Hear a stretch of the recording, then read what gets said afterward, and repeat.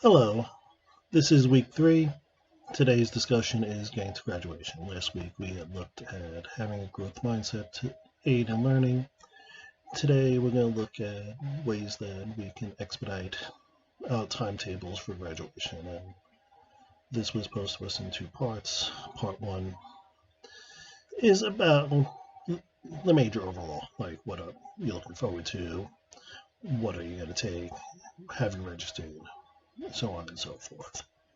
Part 2 is ways to expedite it. So we're going to examine each of these in due course. There are 4 parts to each one, so I'm going to try to address each part individually and go from there. Just a little reminder, I am 47 years old. I have been to about 4 different colleges, have studied multiple disciplines, never got my degree. I have adult ADHD, and it's probably been with me for the entirety of my life, which has probably led to my difficulties in education. My major right now is health services management with a minor in psychology.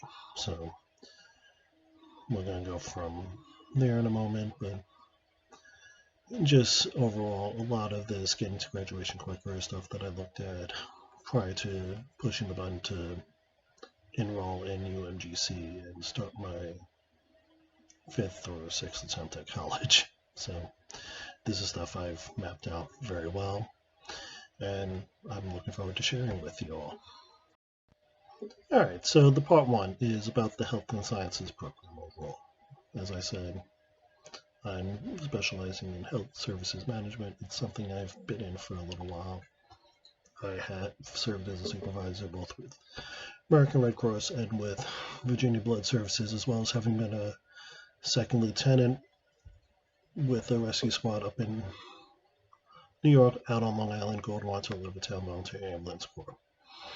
Now, the courses I'm looking forward to taking, the first is cross-cultural psychology, and you don't have to go further than the difference between Eastern and Western mindsets to see how this is such a amazing and very disciplined.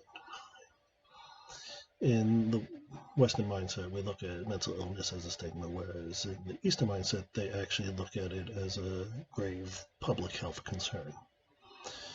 And it's treated differently in the 2 cultures.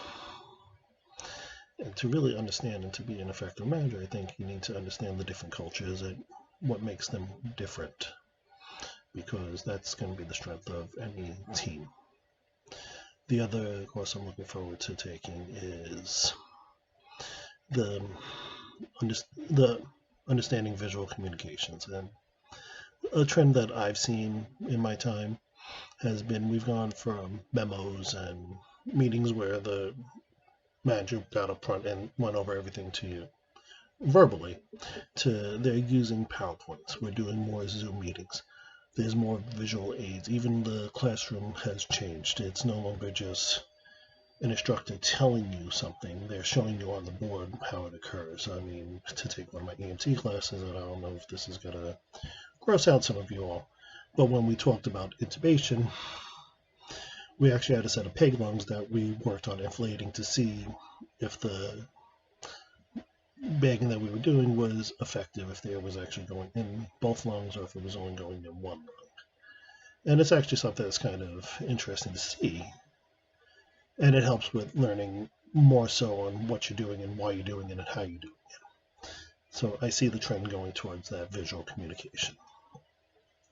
So the next part of this is what 2 courses could you take next term? Well, I've actually registered for both fall terms I'm taking as well as the spring term. So the 2 fall 1 classes is where I'm in right now. I'm also taking 2 fall 3 classes, which are Intro to Information Systems in Healthcare, and the other is Healthcare Policies, which are both requirements towards my major. And then spring term, I'm taking that Understanding Visual Communications and Management in Healthcare, as well as Advanced Business Writing and Healthcare Financials.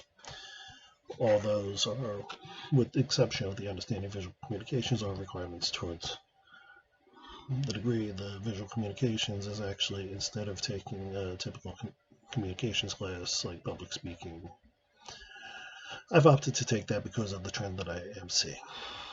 Now, the next part of this is, are there any prerequisites for these courses that I'm planning on taking? Yeah, I have them all.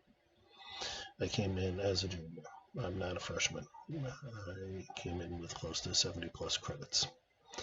There's probably about another 20 sitting there that just didn't match up with anything that was already matched up with previously. So couldn't exactly be used for anything towards what I wanted to do. Now, the last part is, have I registered for the next term? Yeah. It came up, and I didn't see any reason why not to register right away. There's no downside to doing it. You can change up until like the first or second week of class, so why not? If you're waiting to register, unless it's for you don't know what's happening with work or with your family, there's no reason not to just take advantage of it. And a lot of this, what courses I'm taking, when I'm taking them, how I'm taking them, is I've actually planned this out pretty much as soon as I hit the button to apply while I was waiting for a decision. I planned out my entire collegiate career from summer session that we just finished all the way up to graduation, and even mapped out what I plan to do if I pursue the master's. Okay, so the second part of this, now that we've talked about what the major looks like and the plan for what I know about, the next part of this is, how can I expedite getting to the end destination quicker? Well, the first thing that's suggested is submitting transcripts. I've actually did that. I hit the button to apply for the program, and within about 2 days I had contacted all my prior schools and got all my transcripts, including got my old high school to pull the microfilms of my old paper report cards to send in as well. So all that's already been done, and that's one of those things that there's no reason to wait on that. If you're applying for a program, if you have that past history, pull the trigger. You never know what they take, what they don't take. If they might wind up taking something that you didn't think that they would take, so it works out to your benefits. You have nothing to lose. You already put the time in and everything else. The second part is, look at industry certifications. Well, all the certifications for healthcare management require you to have a healthcare degree, which I don't have yet.